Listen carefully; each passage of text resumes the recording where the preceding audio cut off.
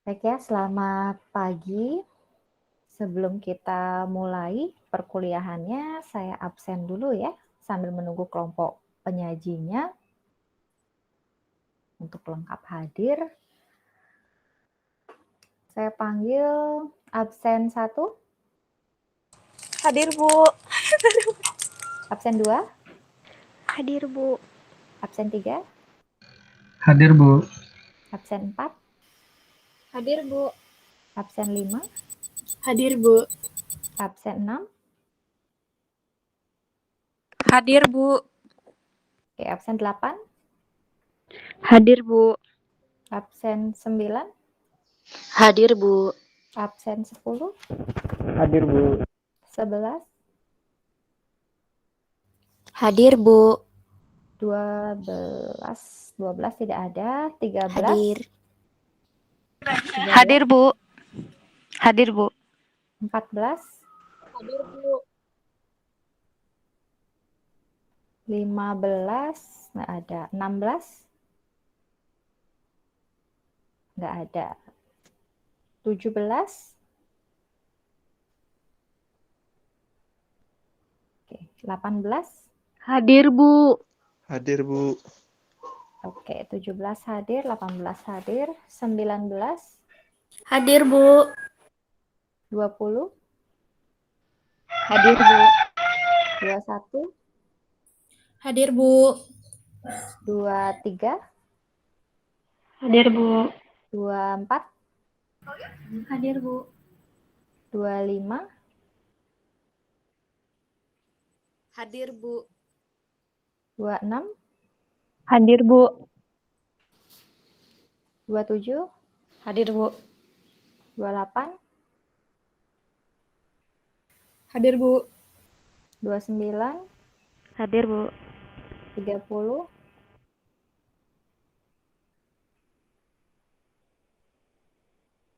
31. Hadir, Bu. Hadir, Bu. Oke. 32. Hadir, Bu. 32 hadir. Oke. 33. Hadir, Bu. 34. 34 tidak ada. Oke. Oke, 34 baru hadir. Baik ya, untuk hari ini artikel akan dipresentasikan oleh kelompok 8. Artikelnya berjudul Pengaruh Ukuran Perusahaan dan Struktur Kepemilikan Publik terhadap Kinerja Keuangan pada perusahaan manufaktur sektor industri barang konsumsi yang terdaftar di Bursa Efek Indonesia. Jadi ini topik artikel terkait dengan keuangan, ya.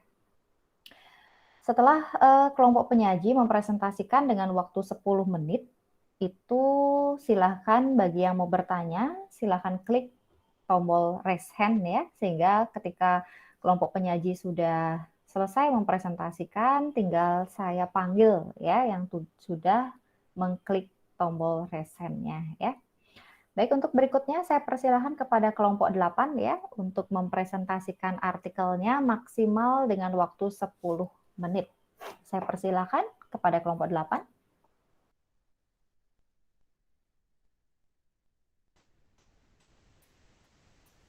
Baik, Bu. Selamat pagi dan teman-teman. Izin nggak ingin men-share PowerPoint?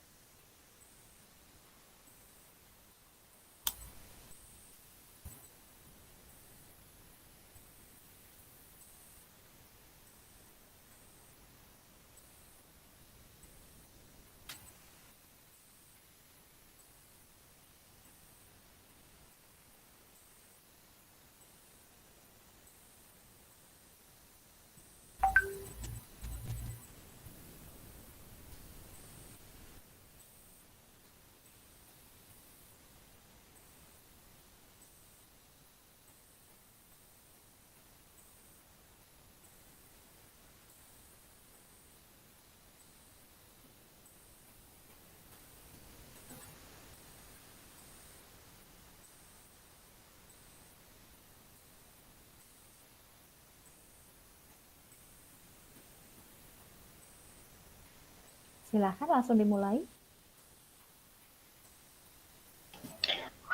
Baik, selamat pagi. Kami dari kelompok 8 akan membawakan jurnal penelitian mengenai kinerja keuangan. Perkenalkan sebelumnya, saya Jumantari, absen 9, dan rekan saya, Ocha, absen 28. Untuk pemateri pertama, saya persilahkan untuk Ocha. Baik, perkenalkan nama saya Rosanita. Di sini saya akan membawakan artikel dengan judul Pengaruh Ukuran Perusahaan dan Struktur Kepemilikan Publik terhadap Kinerja Keuangan pada Perusahaan Manufaktur Sektor Industri Barang Konsumsi yang terdaftar di Bursa Efek Indonesia. Adapun peneliti dalam artikel ini, yang pertama ada Faridatul Ula, Soship, dan Emi Ermawati, yang berasal dari Setie Widya Gama Lumajang. Adapun latar belakang dalam artikel ini, yang pertama, penelitian ini termotivasi dari penelitian Didik Indra Cahyono yang berjudul Pengaruh Struktur Kepemilikan Saham dan Ukuran Perusahaan Terhadap Kinerja Perusahaan dan penelitian dari Hamdani Arifulsyah dengan judul Pengaruh Proporsi Kepemilikan Publik Terhadap Kinerja Keuangan Perusahaan. Terdapat perbedaan dalam penelitian tersebut, yaitu struktur kepemilikan saham, di mana dalam penelitian tersebut mencakup kepemilikan saham manajerial, kepemilikan saham institusional, dan kepemilikan saham publik, dan sedangkan penelitian ini mencakup pada struktur kepemilikan publik, di mana masih banyak penelitian yang menunjukkan struktur kepemilikan publik tidak berpengaruh terhadap kinerja keuangan. Tujuan penelitian ini adalah untuk mengetahui pengaruh ukuran perusahaan dan struktur kepemilikan publik baik secara parsial maupun simultan terhadap kinerja keuangan pada perusahaan manufaktur sektor industri barang konsumsi yang terdaftar di Bursa Efek Indonesia. Adapun rumusan masalah dalam penelitian ini, yang pertama, apakah ukuran perusahaan berpengaruh terhadap kinerja keuangan pada perusahaan manufaktur sektor industri barang konsumsi? Dan yang kedua, apakah struktur kepemilikan publik berpengaruh terhadap kinerja keuangan pada perusahaan manufaktur sektor industri barang konsumsi?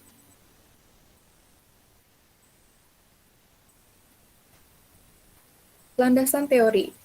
Landasan teori pada artikel ini menggunakan teori keagenan.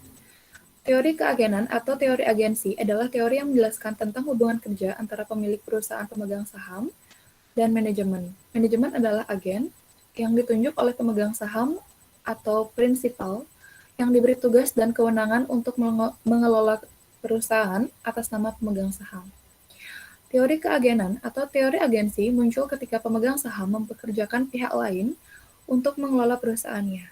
Teori agensi melakukan pemisahan terhadap pemegang saham atau prinsipal dengan manajemen atau agen. Meskipun prinsipal adalah pihak yang memberikan wewenang kepada agen, namun prinsipal tidak boleh mencampuri urusan teknis dalam operasi perusahaan. Jadi urusan keduanya itu terpisah dan tidak tercampur. Adapun hipotesis dalam artikel ini, yang pertama, terdapat pengaruh antara ukuran perusahaan terhadap kinerja keuangan pada perusahaan manufaktur yang terdaftar di Bursa Efek Indonesia. Dan yang kedua, terdapat pengaruh antara struktur kepemilikan publik terhadap kinerja keuangan pada perusahaan manufaktur yang terdaftar di Bursa Efek Indonesia.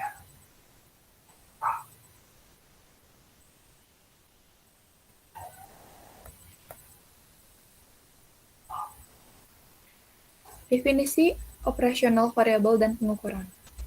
Yang pertama, ada ukuran perusahaan.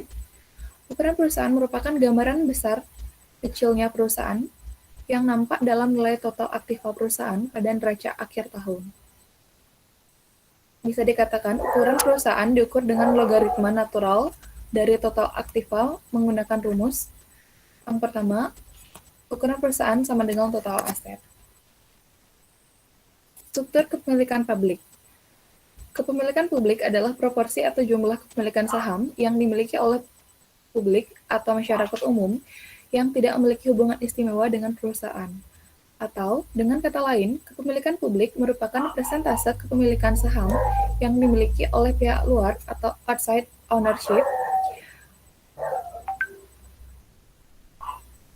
Dan selanjutnya, struktur kepemilikan publik dapat dilihat melalui kepemilikan institusi atau saham yang beredar.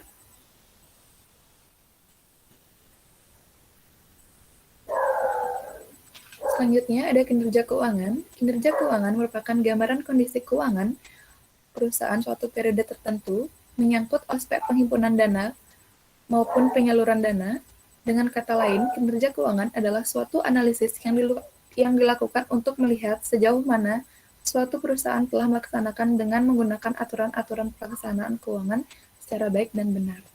Kinerja keuangan dapat diukur dengan return on asset, sebab return on asset adalah rasio yang bisa mengukur efektivitas perusahaan dalam menghasilkan dividen dengan memanfaatkan aktiva yang dimilikinya. Adapun rumus ROA sebagai berikut, return on asset sama dengan laba setelah pajak per total aset dikali 100%. Baik, selanjutnya akan dilanjutkan oleh teman saya.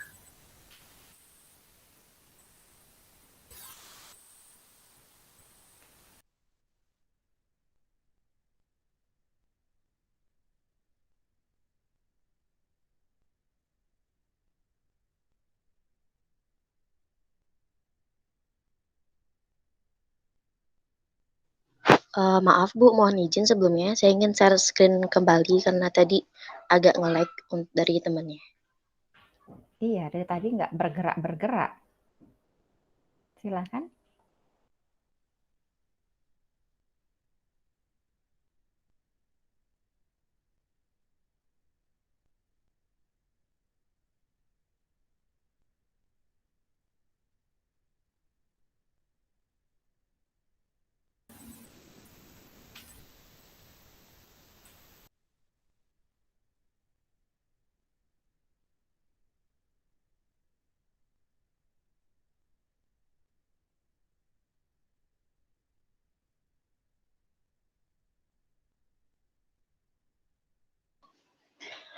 Baik, kali ini saya akan melanjutkan mengenai metode penelitian. Jadi, kali ini saya akan menjelaskan mengenai lokasi penelitian. Penelitian ini dilakukan pada perusahaan manufaktur sektor industri barang konsumsi yang terdaftar di BEI. Lalu, untuk objek penelitiannya, antara lain ukuran perusahaan, struktur kepemilikan publik, dan kinerja keuangan. Lalu, untuk identifikasi variabel, berupa yang pertama, variabel bebas, adalah ukuran perusahaan atau X1, lalu yang kedua, struktur kepemilikan publik, yaitu X2. Untuk variabel terikatnya, yaitu kinerja keuangan.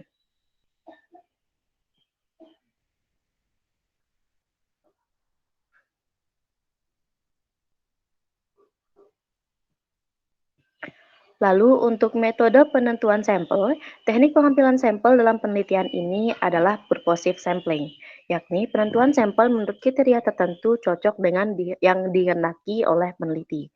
Selanjutnya, metode pengumpulan data. Teknik pendataan data dalam penelitian ini yakni dokumentasi dengan teknik pencatatan sistematis terhadap perilaku subjek tanpa adanya komunikasi dengan subjek yang bersangkutan. Teknik analisis data yang digunakan dalam penelitian ini yaitu analisis regresi linear berganda.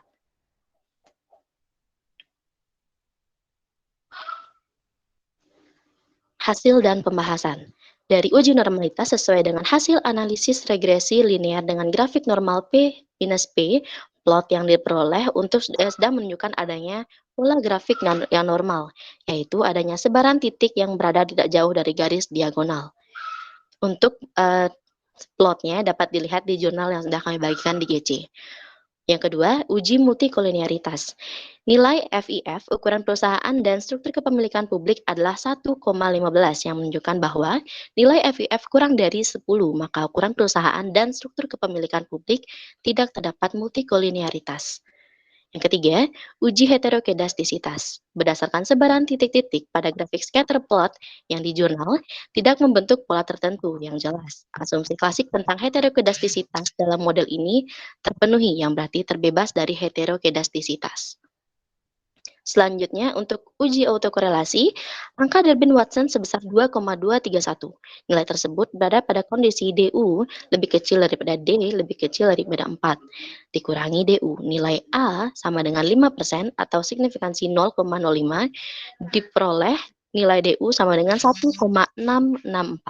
Sehingga diperoleh kondisi 1,664 lebih kecil daripada 2,231 lebih kecil daripada 4 dikurangi 1,664 atau 1,664 lebih kecil daripada 2,231 lebih kecil dari 2,2336. Jadi dapat disimpulkan bahwa tidak terjadi autokorelasi. Selanjutnya, untuk uji T parsial, hasil uji T untuk ukuran perusahaan diperoleh nilai signifikansi 0,005 dan struktur kepemilikan publik diperoleh nilai signifikasi 0,000. Dari kedua nilai P value 0,005 sehingga dapat disimpulkan bahwa ukuran perusahaan berpengaruh terhadap kinerja keuangan dan struktur kepemilikan publik juga berpengaruh terhadap kinerja keuangan. Selanjutnya, uji F atau simultan. Nilai signifikasi adalah 0,000 yang berarti semua variabel independennya berpengaruh terhadap variabel dependen. Selanjutnya, untuk model regresi linear berganda. Berdasarkan hasil uji model regresi pada tabel coefficients, persamaan regresi yang dihasilkan Y sama dengan minus 13,643 ditambah 3,224 X1 minus 2, 122 X2 plus 3,106. Yaitu hasil regresi linear di atas menunjukkan bahwa semua variabel independen berpengaruh terhadap kinerja keuangan.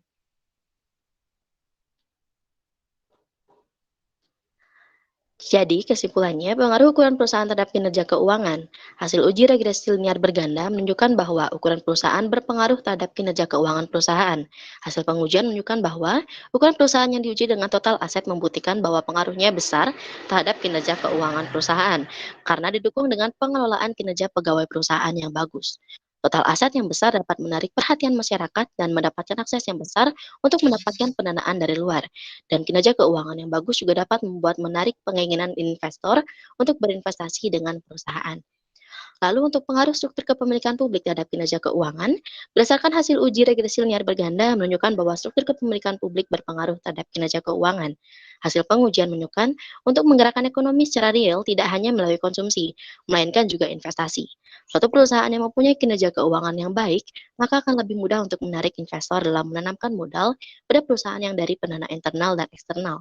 Pendanaan eksternal yaitu melalui saham dari masyarakat atau publik. Baik, sekian presentasi dari kelompok 8. Kami buka untuk sesi diskusi. Baik ya, saya akan melihat dari yang raise hand, di sini sudah ada 3 orang ya. Ada 4 orang, oke, bertambah terus. Saya panggil mulai dari Sri Miliani, silakan. Baik, perkenalkan nama saya Nikita Sri Miliani, nomor absen 23. Di sini saya ingin bertanya, adakah kendala yang dihadapi peneliti dalam penelitian ini? Terima kasih. Oke, pertanyaan dari Mili, kendala dalam penelitian ini ya. Yang kedua ada Catherine, silakan. Baik, perkenalkan saya Catherine Stefania Nisa, absen 04. Jadi pertanyaan saya, dalam penelitian ini apa alasan dipilihnya perusahaan manufaktur sektor industri barang konsumsi sebagai lokasi penelitian? Terima kasih. Oke, apa alasan menggunakan perusahaan yang bergerak dalam bidang konsumsi ya? Berikutnya ada Devi.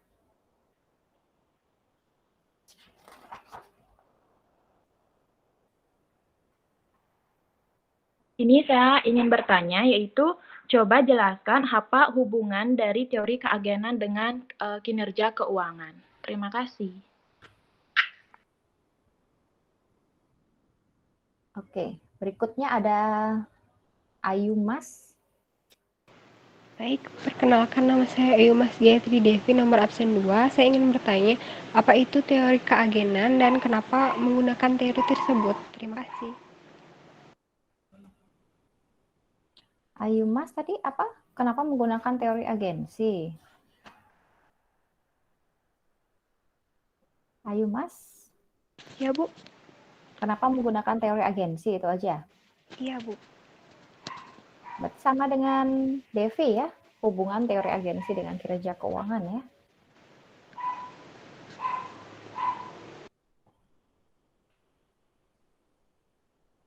Berikutnya ada Slamet. Oke, baik. Perkenalkan, nama saya Wayan Samad, absen 10.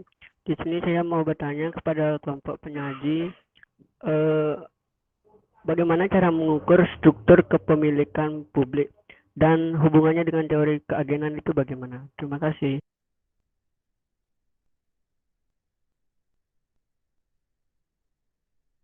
Bagaimana cara mengukur struktur kepemilikan publik gitu ya? Oke, Iya, Bu. baik. Baik, sudah ada 5 orang penanya ya di sini. Mungkin saya sedikit bertanya terkait dengan hipotesis dan juga hasilnya ya. Hipotesisnya tolong dijelaskan seperti apa. Kemudian dari segi hasil penelitian, tolong dijelaskan kan ada hasil regresinya ya dari sana. Silahkan dicek, dianalisis apakah hipotesisnya diterima atau ditolak.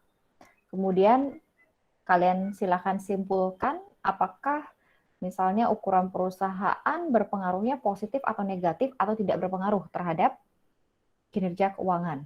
Kemudian struktur kepemilikan publik juga apakah berpengaruh positif, berpengaruh negatif, ataukah tidak berpengaruh terhadap kinerja keuangan perusahaan. Gitu ya. Silakan untuk kelompok 8 untuk berdiskusi terlebih dahulu ya.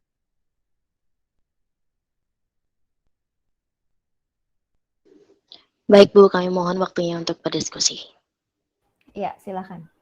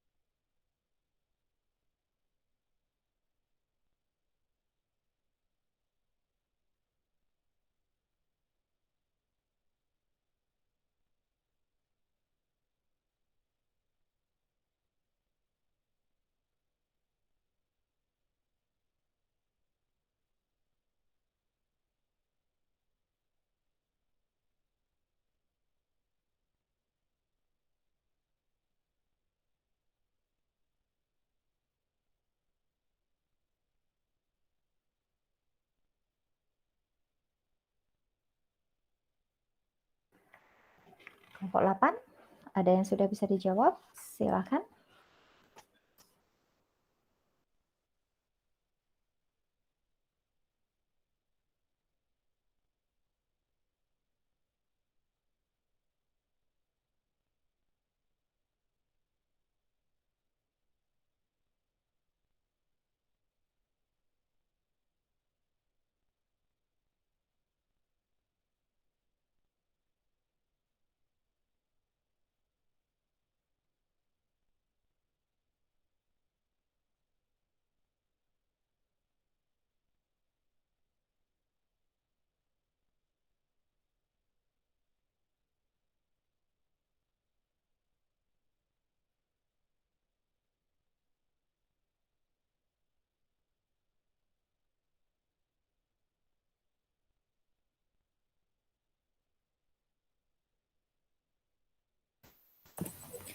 Baik Bu, izin saya ingin menjawab pertanyaan dari Mili.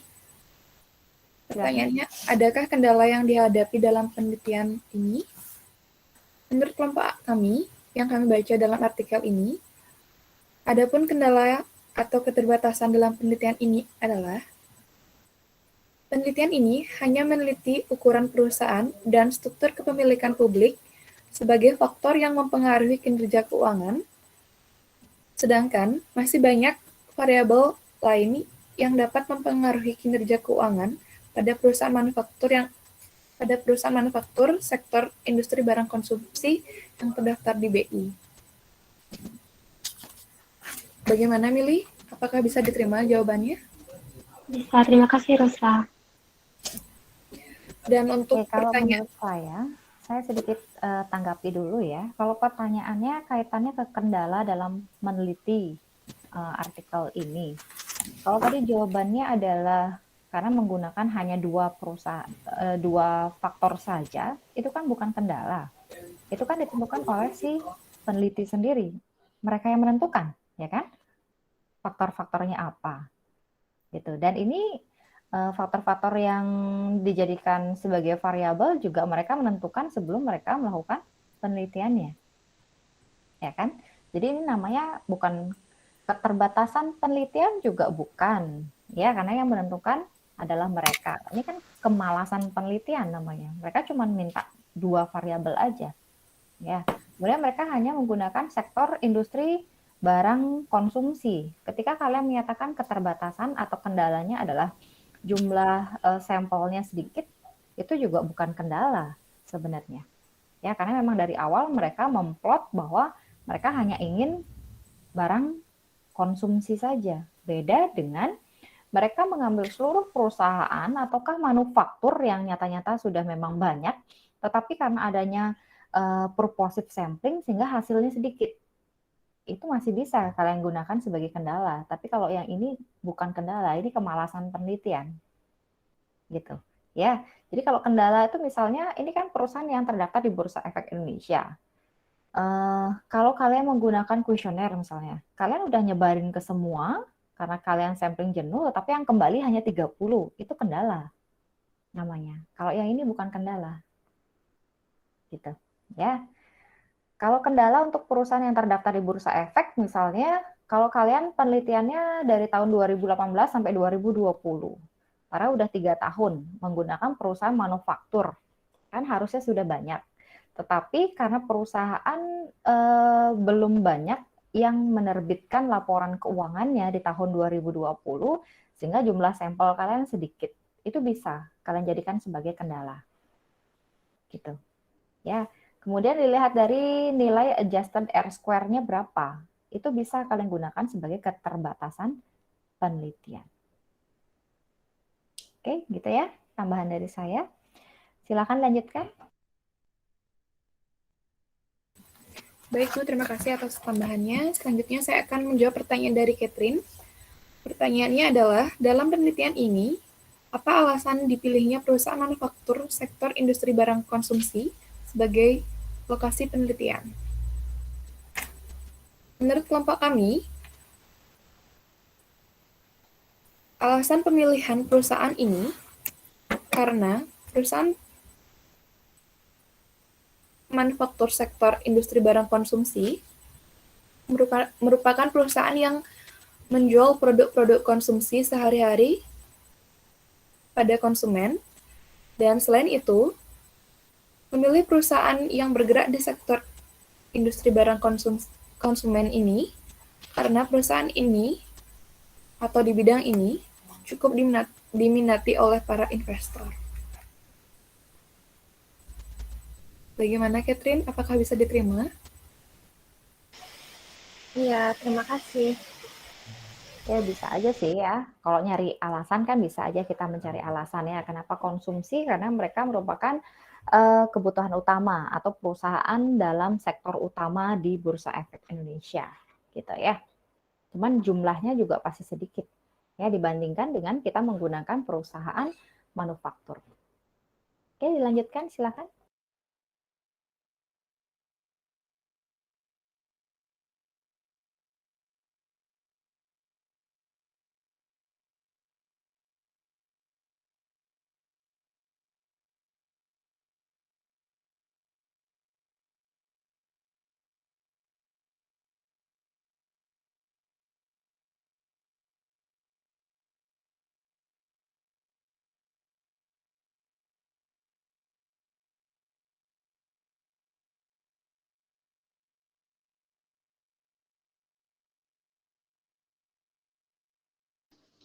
Baik, kali ini saya akan menjawab pertanyaan dari Slamet. Bagaimana caranya untuk mengukur struktur kepemilikan publik? Jadi struktur kepemilikan publik ialah kepemilikan yang dimiliki oleh masyarakat luas di luar instansi itu sendiri. Pengertian publik di sini ialah pihak pribadi di luar manajemen dan tidak mempunyai hubungan istimewa dengan perusahaan. Untuk Slamet, apakah bisa diterima?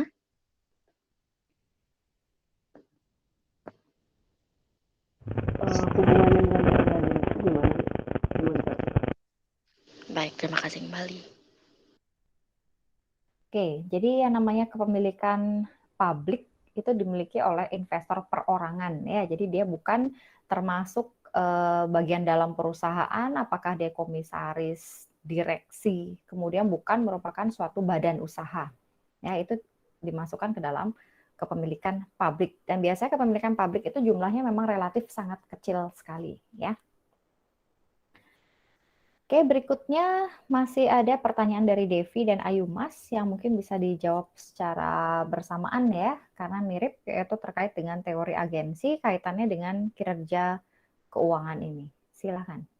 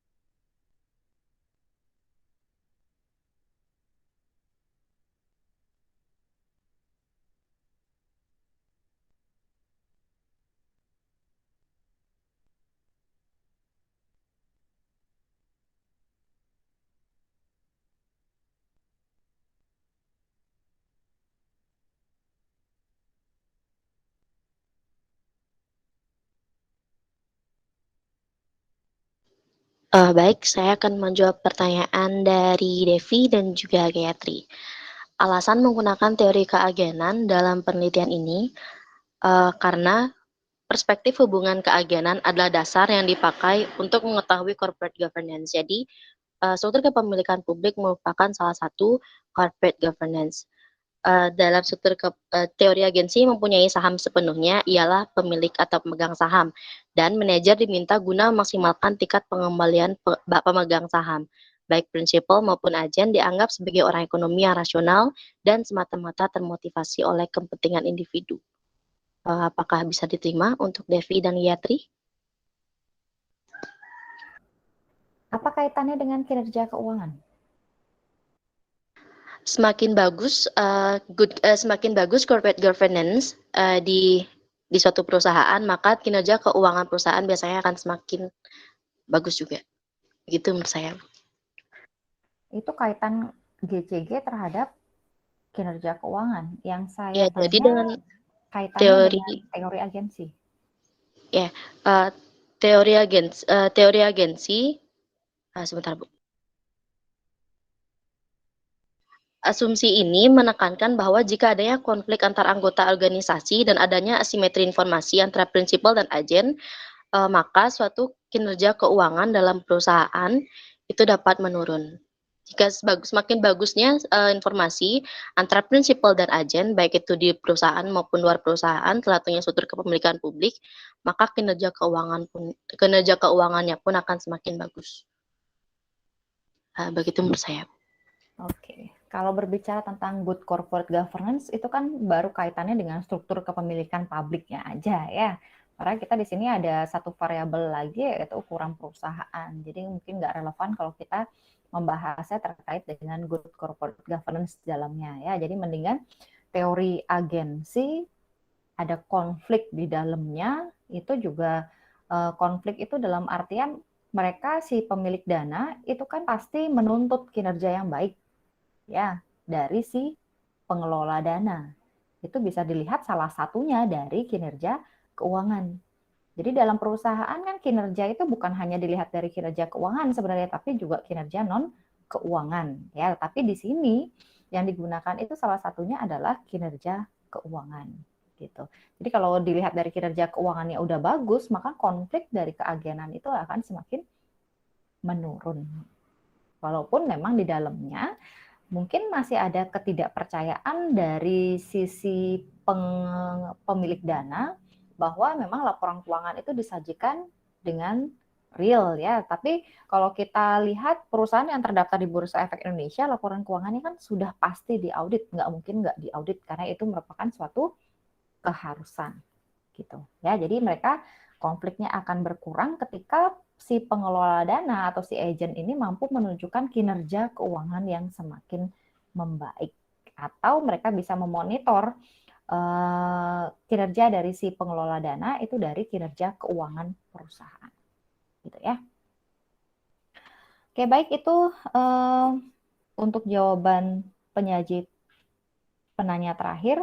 Jadi untuk pertanyaan saya, tadi saya bertanya tentang hipotesis dan juga hasil ya. Saya persilakan untuk kelompok penyaji untuk menjawab.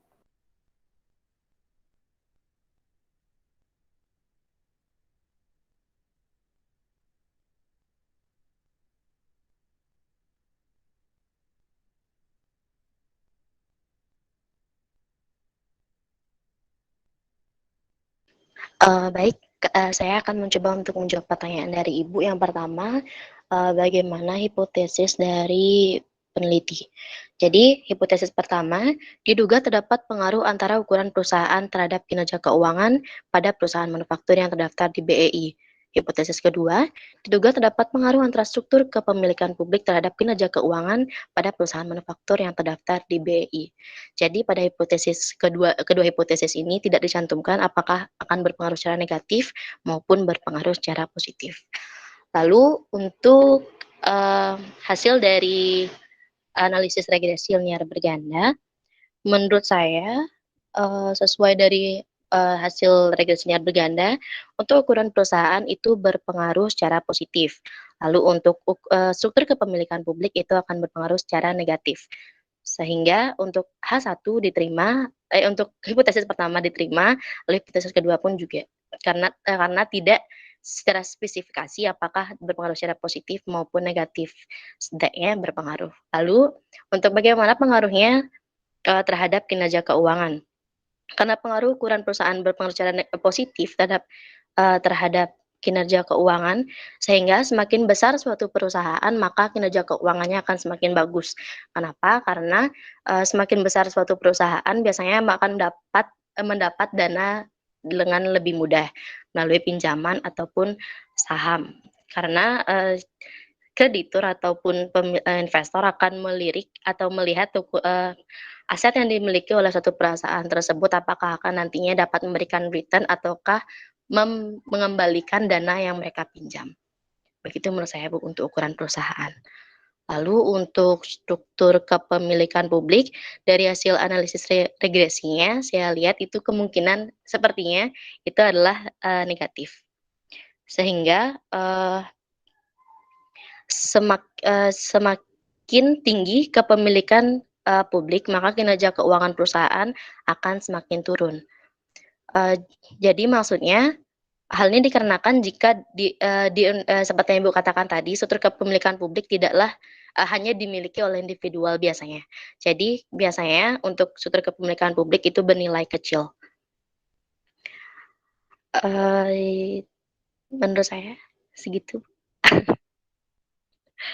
Jadi jika misalnya struktur kepemilikan publik itu lebih rendah, sehingga struktur kepemilikan publik tidak terlalu membantu penyatuan kepentingan, sehingga tidak terlalu dapat memotivasi manajer, kecuali jika struktur kepemilikan publik akan lebih tinggi. Begitu, Bu. Mohon maaf jika saya salah. Oke ya, karena memang di hipotesisnya tidak berarah untuk di penelitian ini, maka di hasilnya pun mereka tidak membahas secara spesifik ya arah positif ataukah negatif pengaruhnya. Tetapi kita bisa melihat dari hasil analisis regresinya ya, apakah dia tandanya positif ataukah tandanya negatif, dan juga melihat dari signifikansinya gitu. Jadi maksud saya walaupun artikelnya di sini dia tidak ada arahnya baik di hipotesis maupun di hasilnya, tetapi kalian karena sudah mendapatkan pemahaman terkait dengan bagaimana menyimpulkan pengaruh yang positif dan negatif, kalian bisa menyimpulkan sendiri dari hasil analisis yang sudah tertera di artikel tersebut, gitu maksud saya ya. Oke, baik. Karena sudah 5 pertanyaan dari teman-temannya sudah dijawab, plus juga dari pertanyaan saya juga sudah berhasil dijawab oleh kelompok penyaji. Jadi untuk perkuliahan hari ini saya anggap cukup ya terkait dengan artikel penelitian terkait dengan keuangan. Ya, untuk selanjutnya kita bisa bahas artikel lainnya untuk pertemuan berikutnya ya. Jadi saya ucapkan perkuliahan hari ini bisa kita akhiri ya. Saya ucapkan selamat siang. Selamat siang. Terima kasih.